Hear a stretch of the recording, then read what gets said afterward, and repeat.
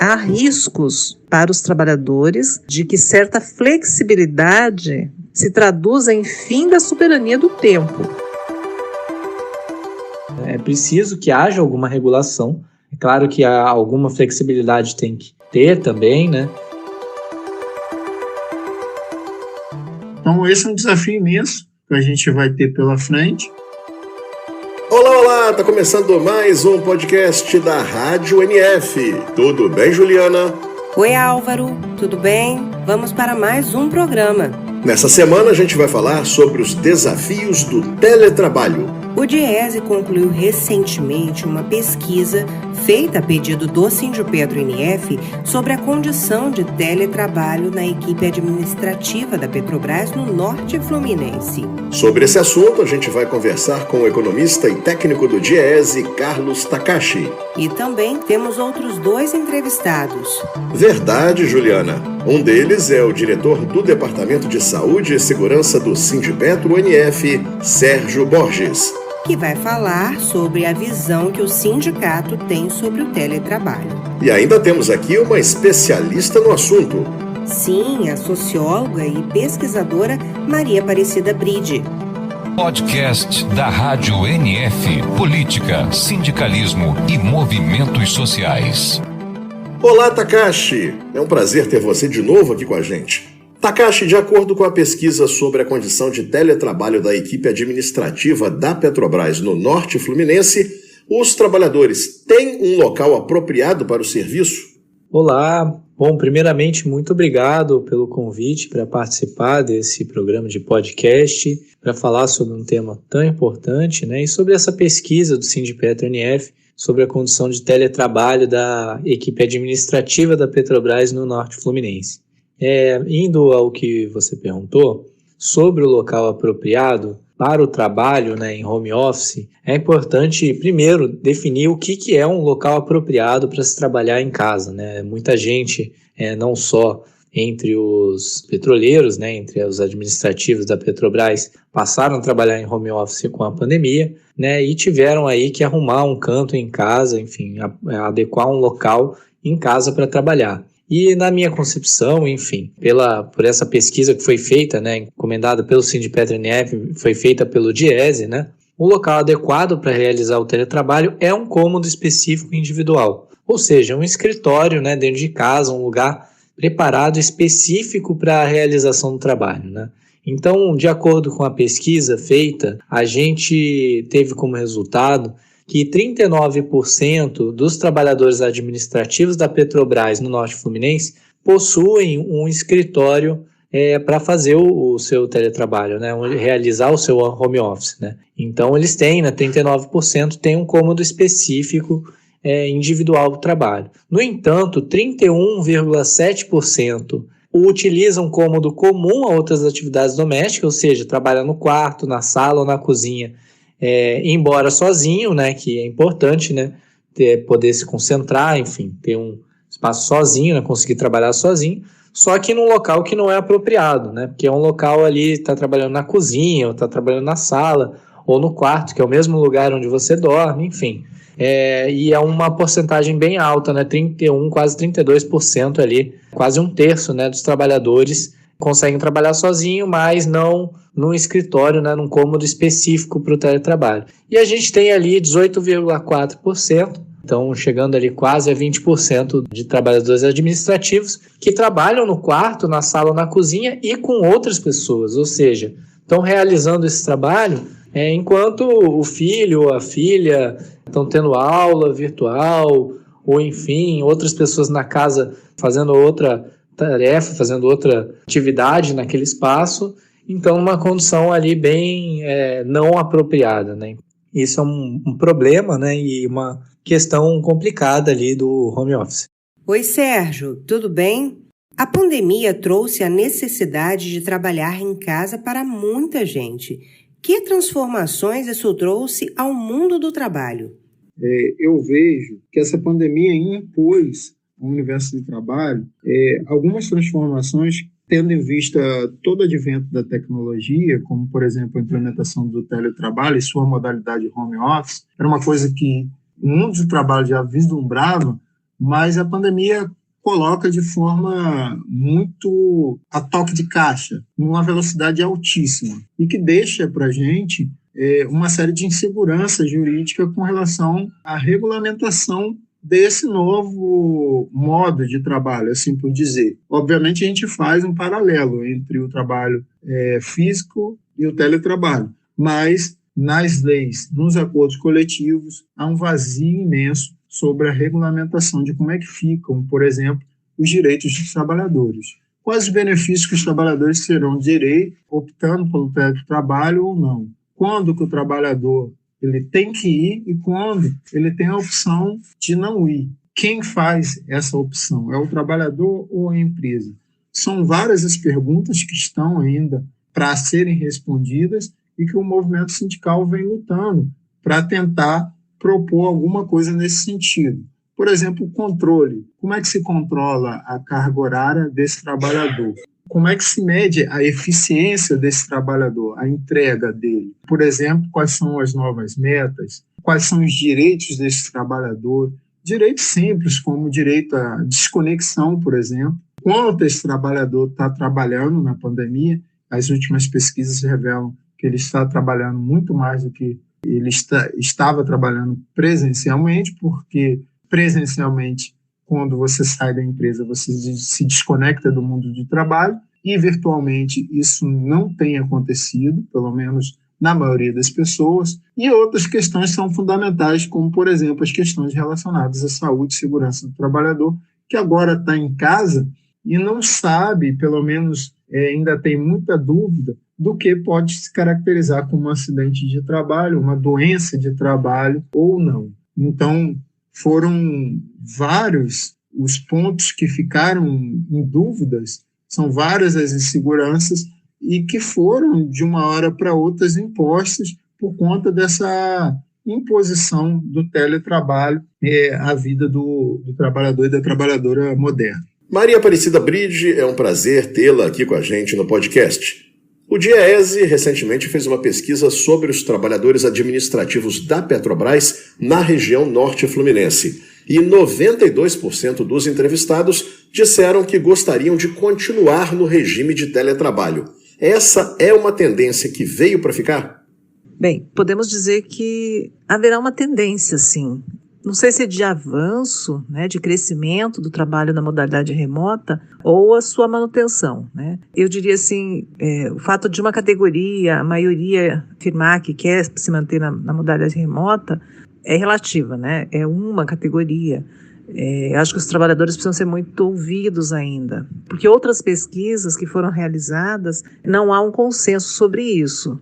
Nós mesmos realizamos uma pesquisa em maio do ano passado e uma parcela importante, significativa, dos respondentes afirmaram que preferiam voltar ao trabalho presencial, até pelas desvantagens que observaram. Mas, enfim, acho que é uma tendência, sim. As empresas tiveram uma experiência positiva em relação ao trabalho remoto, inclusive em relação aos ganhos de produção, produtividade, que muitas empresas, muitos setores registraram com a modalidade do trabalho remoto. Não sei se dá nesse momento para a gente fazer uma generalização, tá? Uma pesquisa é importante, mas é preciso continuar acompanhando o avanço dessa forma, porque o trabalho remoto durante a pandemia, ele teve esse caráter, sim, de proteção da vida, de evitar contágio, enfim.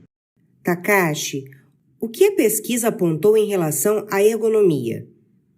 Bom, um ponto muito importante sobre ergonomia que a pesquisa explorou é essa relação, essa questão da adaptação ergonômica dos equipamentos e do próprio mobiliário do home office, desses trabalhadores administrativos, se existe, como que isso está sendo feito, se a própria Petrobras ela tem dado condições para que essa adaptação ergonômica dos equipamentos e do mobiliário seja feita, enfim, para que isso não acabe repercutindo em problemas de saúde dos trabalhadores administrativos. E aí, para ilustrar um pouco sobre isso, teve uma pergunta que ela questionava os trabalhadores administrativos sobre a proposta da Petrobras para o trabalho em home office permanente, e que incluía a possibilidade de teletrabalho por até 3 dias na semana, um notebook e um benefício único de R$1.000. E aí perguntava para os trabalhadores administrativos se eles achavam que esses R$1.000 eram suficientes para a adequação ergonômica dos equipamentos e dos mobiliários. E 68% responderam que não. Então, a grande maioria dos trabalhadores, mais de 2/3 deles, não concordam com essa proposta da Petrobras, enfim, porque eles julgam que não é suficiente. Assim, com R$1.000 e um notebook, você não consegue adequar ali o seu local de trabalho, e o seu mobiliário, seus equipamentos de maneira ergonômica. Então, a gente perguntou também quais seriam as alternativas, então, o que os trabalhadores julgavam que seria mais apropriado para essa adequação ergonômica. Aí uma das opções era que a Petrobras deveria, em vez de fornecer um benefício único de R$1.000, ela fornecer um benefício mensal em dinheiro para que os funcionários pudessem fazer essa adequação ergonômica do ambiente, e dos equipamentos de trabalho para o home office permanente, ou seja, um home office mesmo depois agora da pandemia.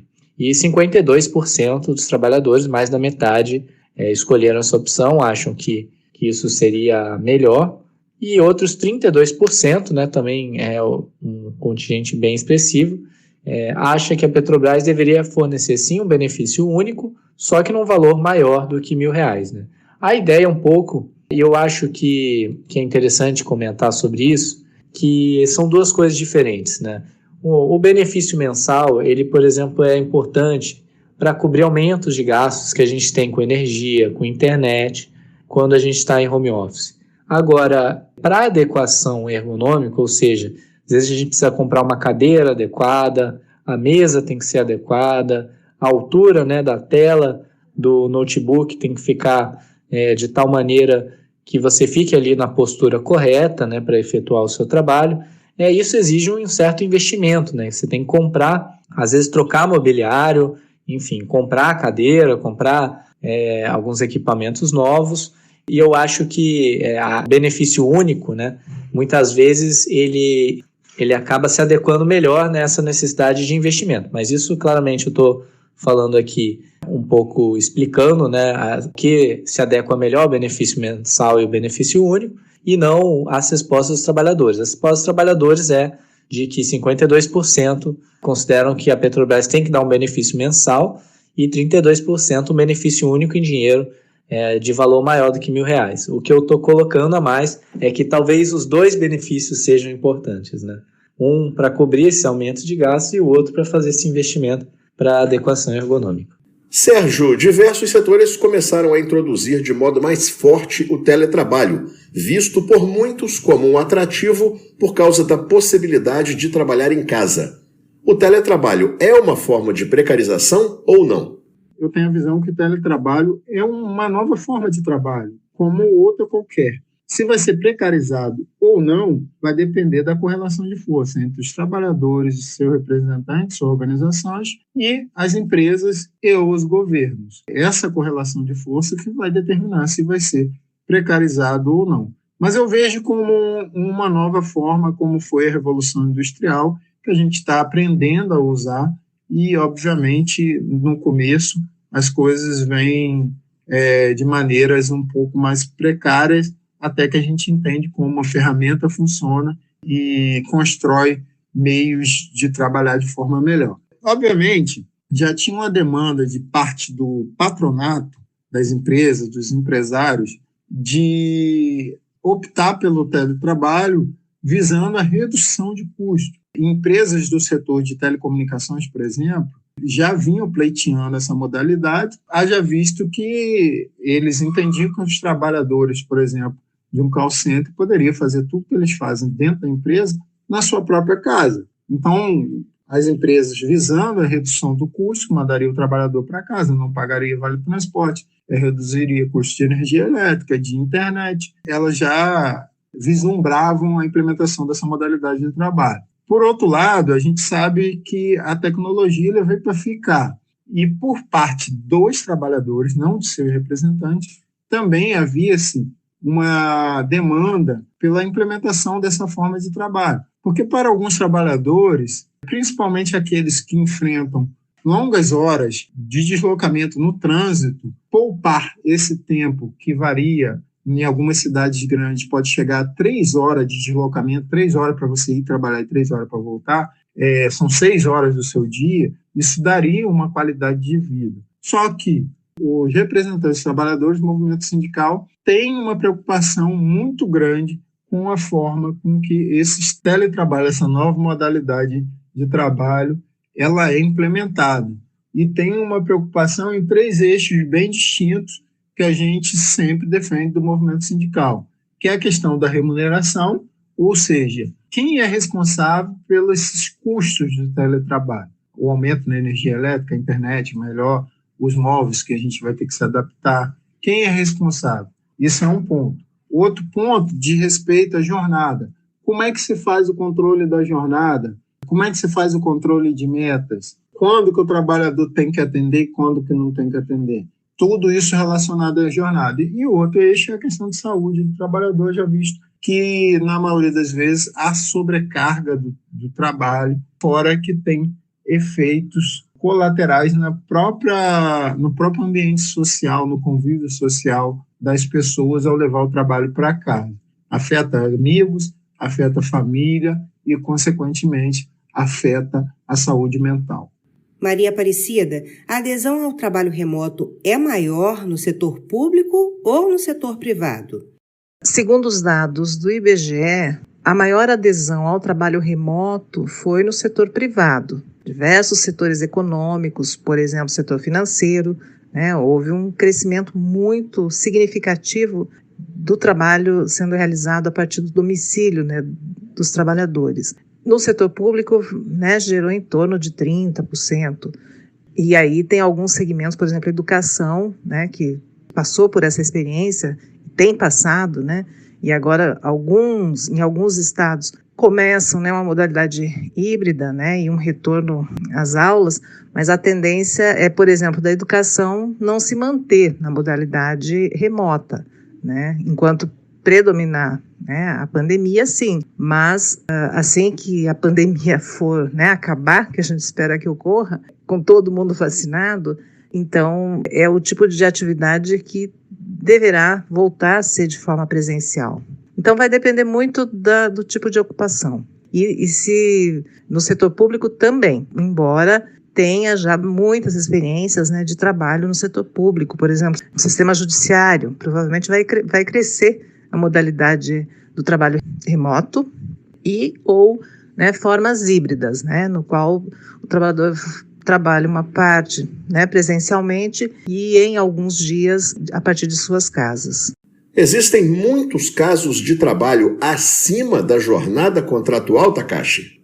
Olha, os dados da pesquisa apontam que sim, que existem muitos casos de trabalho acima da jornada contratual. Existia uma das questões que a gente fez para os trabalhadores administrativos da Petrobras Norte Fluminense, foi exatamente perguntando ali, tentando medir um pouco a jornada diária total bruta, Então os trabalhadores trabalhavam até 9 horas, os que trabalhavam mais de 9 até 10 horas e os que trabalhavam mais de 10 horas, e o resultado foi bem surpreendente, porque até 9 horas de trabalho, 36% marcaram essa opção, e o que seria algo ali mais dentro da jornada contratual, 40% responderam que trabalham de 9 a 10 horas e 24% mais de 10 horas. E quando a gente perguntou especificamente, diretamente, olha, você trabalhou mais horas do que a jornada contratual? 66%, ou seja, 2/3 dos trabalhadores administrativos disseram que trabalharam mais horas do que a jornada contratual. Então, sim, é isso, 2/3 falaram isso. São muitos casos aí de trabalho acima da jornada contratual. E quem trabalha em casa tem seus direitos assegurados, Sérgio? A gente tem hoje na CLT um item que versa de forma muito abrangente, não especifica, que garante a esses trabalhadores alguns direitos, os direitos básicos. Só que tudo isso foi questionado, pode ser questionado juridicamente, por conta da mudança drástica do local de trabalho. Então, os direitos assegurados dos trabalhadores, a gente só vai ter através da luta, verdadeiramente. É a luta e o voto. São os dois principais eixos de defesa dos direitos dos trabalhadores, ou ele se manifestando contra todo tipo de precarização, ou ele votando e escolhendo bem seus representantes políticos em todas as esferas de instâncias de tomada de poder do país. Hoje, o que se tem são algumas categorias que estão iniciando esse debate. Aqui na categoria petroleira a gente está fazendo um trabalho bem legal, provavelmente no próximo ano, 2022, onde a gente negocia a pauta cheia, a gente já deve trazer uma série de itens de teletrabalho dentro do acordo coletivo. A gente teve, recentemente, os eletricitários a nível nacional que fecharam o acordo coletivo e estão fechando um acordo aditivo só sobre teletrabalho. A gente tem no serviço público algumas normativas que também tentam vislumbrar alguns direitos e alguns benefícios básicos, inclusive regrando a relação entre a supervisão e os trabalhadores dentro de acordos construídos junto com representantes dos trabalhadores. E a gente tem uma série de projetos de lei que andam tramitando no Congresso Nacional que visam desde proteção para mulheres grávidas, gestantes, até a questão do reembolso de custos de trabalhadores. Tudo isso vai ser efetivado a depender da capacidade da classe trabalhadora de exigir e lutar pelos seus direitos, também do enfrentamento que o patronato vai trazer do outro lado. Maria Aparecida, é possível que haja incentivo por parte da administração pública e também de algumas empresas para estimular os trabalhadores a aderirem ao teletrabalho mesmo no fim da pandemia? Sim, é possível. Uma coisa que a administração pública e eu diria o Estado brasileiro anunciou foi que com a modalidade do trabalho remoto houve economia por parte do Estado. É bom lembrar, por exemplo, que as universidades públicas desse país, né, tiveram muitos cortes e se tivessem trabalhando na modalidade presencial, provavelmente não conseguiriam fazer frente aos custos. Tá? E aí nós nos perguntamos, né, quem é que está assumindo esses custos? Então, são custos que o trabalho remoto traz, que tem sido assumido pelos trabalhadores. Os professores, por exemplo, é muito raro ter um professor que nesse período não tenha tido gastos, né, seja em equipamentos, né, seja no gasto com computadores, rede de internet, etc. Então, é muito possível, sim, que a administração pública vá incentivar para algumas atividades, porque o trabalho remoto ele tem algumas vantagens, né? As pesquisas mostraram isso, né? Então, por exemplo, como vantagens, o fato de ter maior flexibilidade de horário, não ter deslocamentos, né? De evitar trânsito.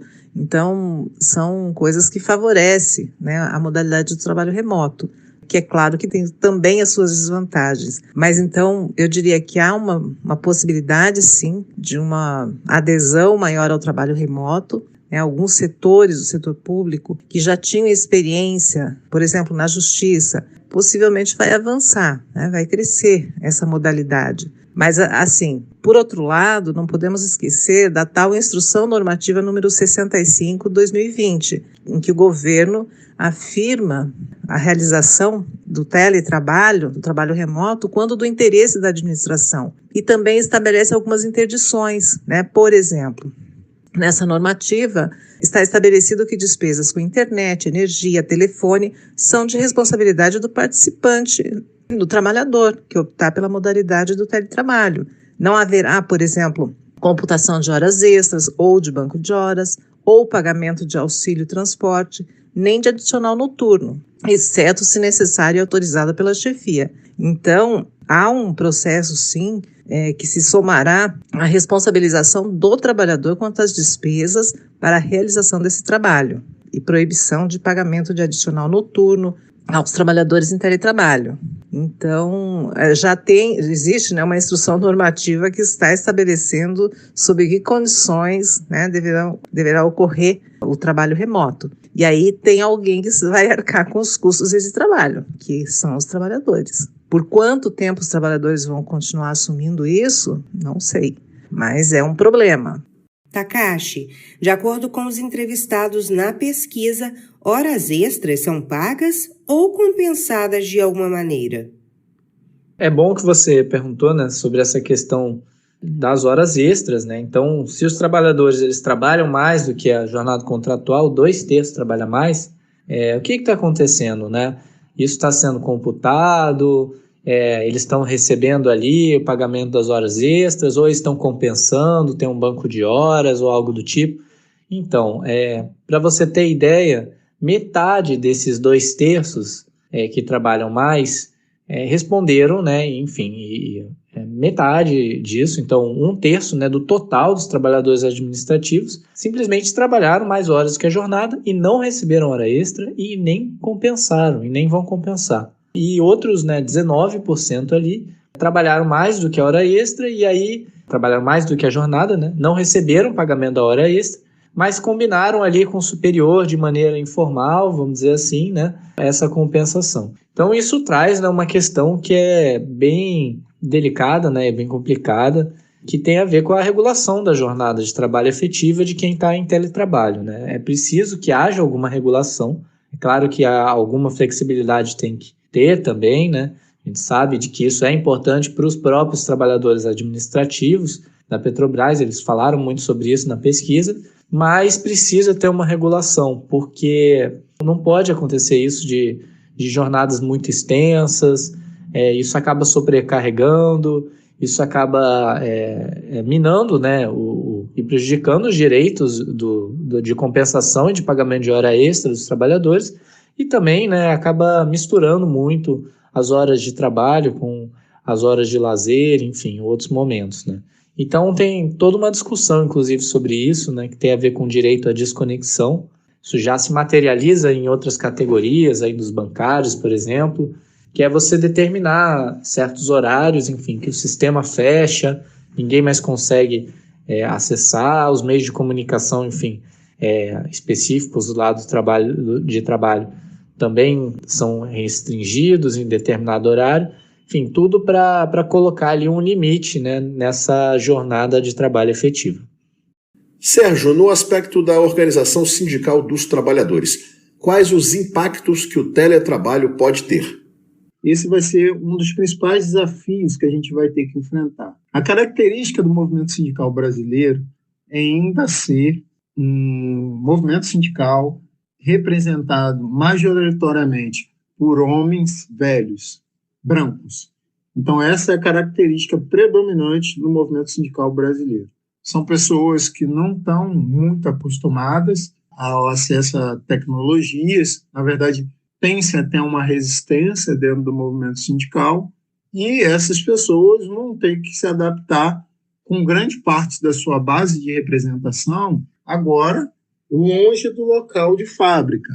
E isso traz uma série de preocupações de como acessar esse trabalhador, qual a linguagem que eu uso, como convencê-lo, como fazê-lo participar das atividades do sindicato. Seja uma simples assembleia deliberativa ou um congresso para a elaboração de uma pauta de um acordo coletivo. Então, tudo isso está na visão, está no campo de visão do movimento sindical como uma das nossas prioridades de reformular estratégias para estar atuando para esses trabalhadores que estarão longe do seu local de trabalho, mas que estarão muito acessíveis através das novas ferramentas de comunicação. E que a gente vai ter que superar muitas dificuldades internas do movimento sindical, de lidar até com as próprias ferramentas, de entender as transformações que estão sendo feitas e, a partir dessa compreensão,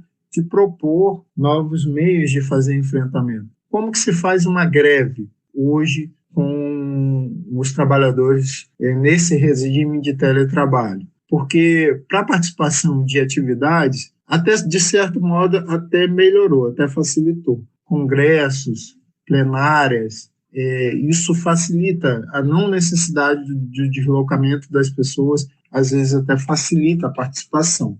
Agora, como se organiza uma greve para esses trabalhadores. Como a gente faz uma manifestação se tudo que a gente entendia de manifestação tinha relação com o trabalhador lá na frente da sua fábrica, na frente ou nas ruas, manifestando e demonstrando indignação contra um ou outro item imposto pelas empresas. Então, esse é um desafio imenso que a gente vai ter pela frente. Alguns sindicatos já tomam a frente nisso, ao implementar novas rotinas de comunicação com a base, ao usar o máximo de tecnologia possível.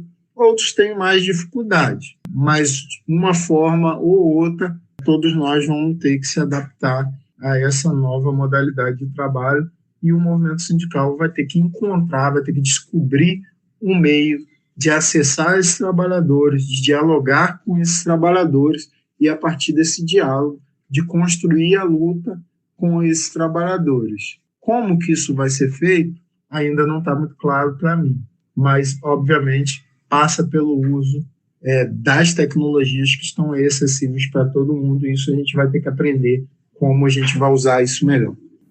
Maria Aparecida, na sua avaliação, quais são os principais problemas relacionados ao teletrabalho? O trabalho remoto, realizado no ambiente doméstico pelos trabalhadores, tem aspectos bastante complicados também. Por exemplo, no contexto da pandemia, prevaleceu a quase inexistência de controles de jornada de trabalho, de regras para controles de dispositivos digitais pessoais, de aplicativos como WhatsApp, Telegram ou outros. Tá? Então, em alguns relatos nas pesquisas que nós fizemos, os trabalhadores diziam, olha, chega a demanda do trabalho em qualquer momento, sábado, domingo, feriados, demandas pelo WhatsApp, e a gente tem que responder na hora. Então, esse é um dos aspectos complicados do trabalho remoto, a falta de controle sobre a jornada de trabalho. Um outro problema tem relação com os ambientes ergonomicamente adequados de trabalho. Então, os trabalhadores terem em sua casa mesas, cadeiras, espaços para a realização desse trabalho. Nem sempre, e algumas pesquisas mostraram isso, os trabalhadores têm essas condições adequadas. A cadeira é um item importante para um trabalhador que vai ficar 8 horas sentados, e muitas vezes na sua casa ele não dispõe desse material. Um outro aspecto problemático é em relação ao custeio.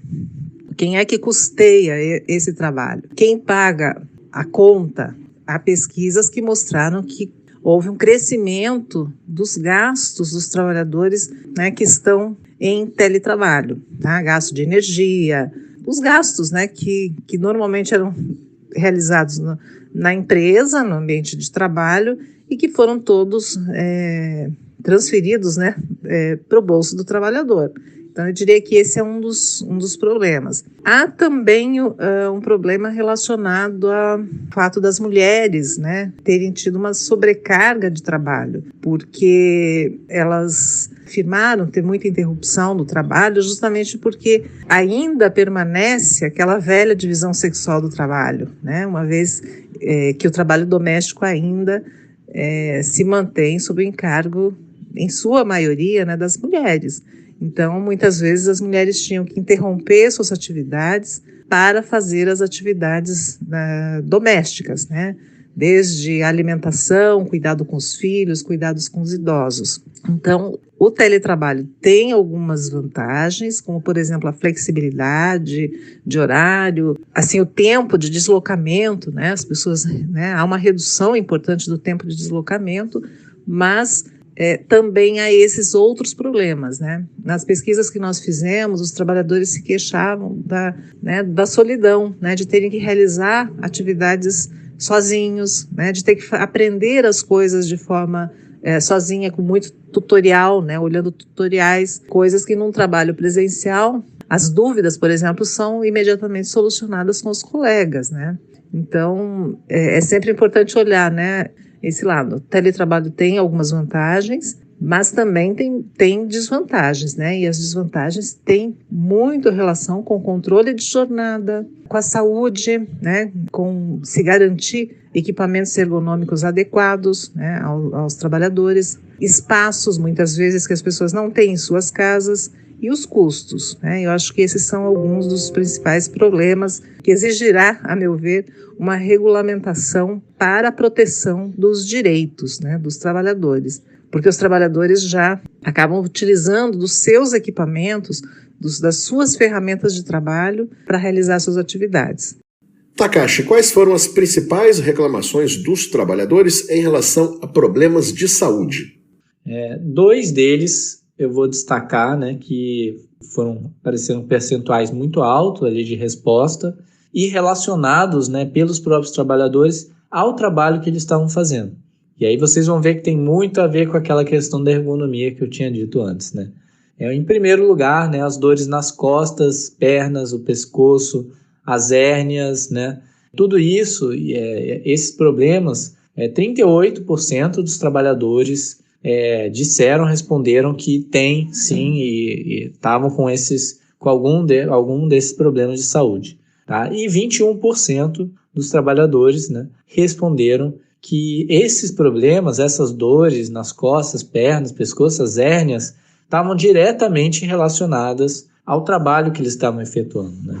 O outro problema de saúde ali que apareceu muito, né, foram as dores nos membros superiores, né, as tendinites, a LER, DOT, enfim, que também estão relacionados ali, como os próprios trabalhadores, né, 14%, 19% disse que estavam com esses problemas, e 14% relacionaram diretamente esses problemas ao trabalho que eles estão fazendo. Então, se você olhar, né, dor nas costas, dor ali, tendinite, né, hérnia, tudo isso tem a ver com a maneira como você está sentado na cadeira, como você está mexendo no teclado, no mouse, olhando para o seu computador, fazendo jornadas muito longas, então passando o dia ali mexendo. Então, esses 2 problemas ali foram os principais, né? Teve outros, claro, que apareceram, né, como enxaqueca, né, cansaço extremo, né, dificuldade de dormir e problemas também, transtornos mentais, assim, problemas de saúde mental, né, depressão, pânico, ansiedade. Enfim, outros problemas apareceram também, mas não diretamente relacionados ao trabalho efetuado. Muito obrigado pelo convite e até a próxima. Sérgio, como garantir segurança e saúde no teletrabalho? A garantia da saúde é uma outra preocupação muito importante para o movimento sindical e, obviamente, para toda a classe trabalhadora, né? Quando se trata em proteção da saúde e segurança dos trabalhadores, a gente tem como elemento fundamental e ponto de partida as NRs, que são instrumentos legais construídos de forma tripartite e que têm requisitos mínimos de segurança para todo o universo de trabalho brasileiro. Mas tudo isso olhando o trabalho de forma tradicional, com o trabalhador lá dentro da fábrica do seu local de trabalho. Hoje, não existe nenhuma NR por teletrabalho, por home office não existe. Além das NR, vários outros sindicatos têm nas suas convenções ou acordo coletivo itens que dialogam no sentido de proteção de saúde e segurança do trabalhador.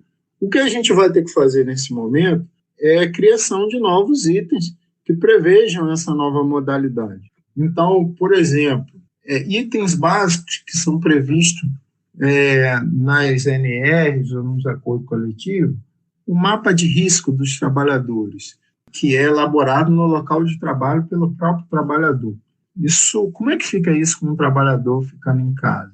Quem controla a ergonomia do trabalhador para saber se ele está usando a cadeira ideal, se a mesa está na altura certa, se a temperatura do ar-condicionado está adequada ou se a iluminação não está prejudicando a sua visão.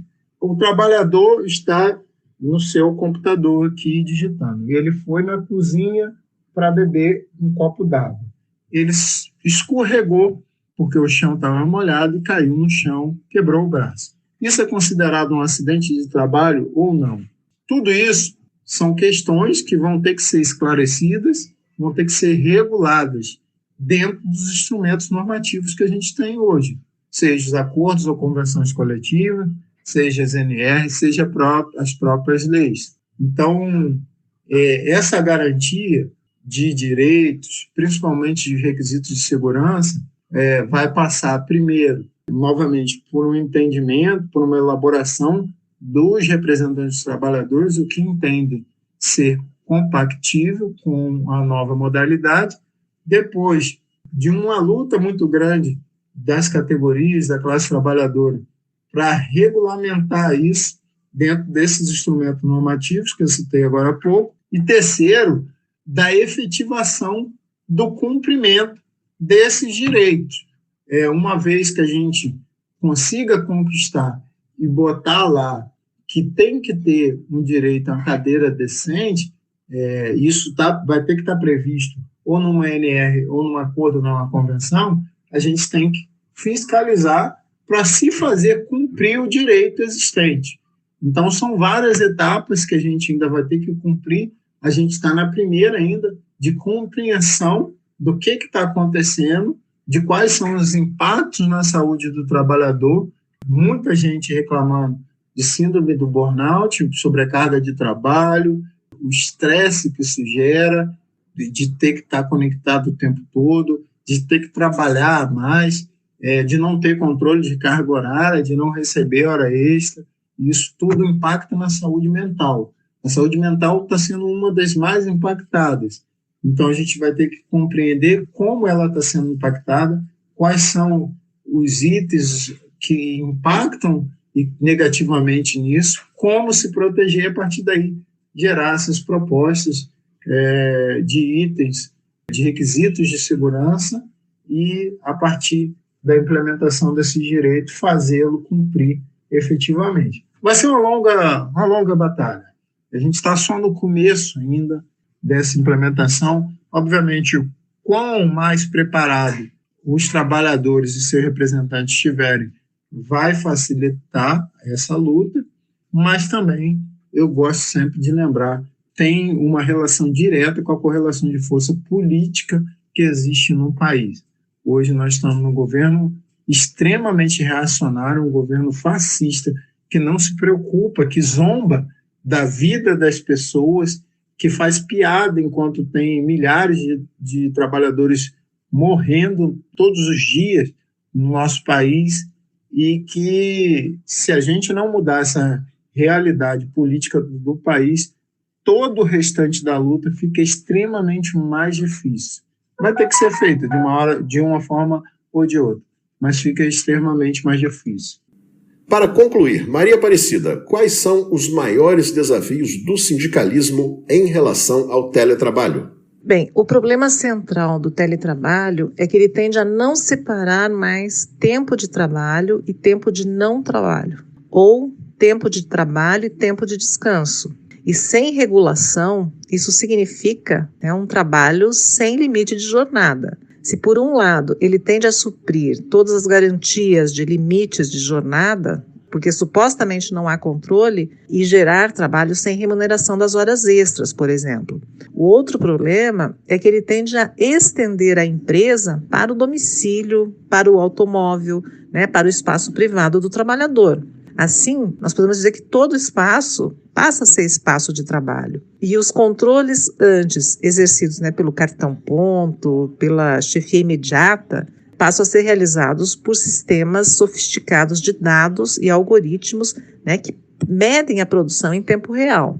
Então, eu diria que há riscos para os trabalhadores de que certa flexibilidade se traduza em fim da soberania do tempo. Tá? Daí, o grande desafio, um dos grandes desafios do movimento sindical é assegurar, por exemplo, o direito do trabalhador à desconexão. Eu acho que o sindicalismo está desafiado a assegurar que no teletrabalho não se diluam os direitos dos trabalhadores.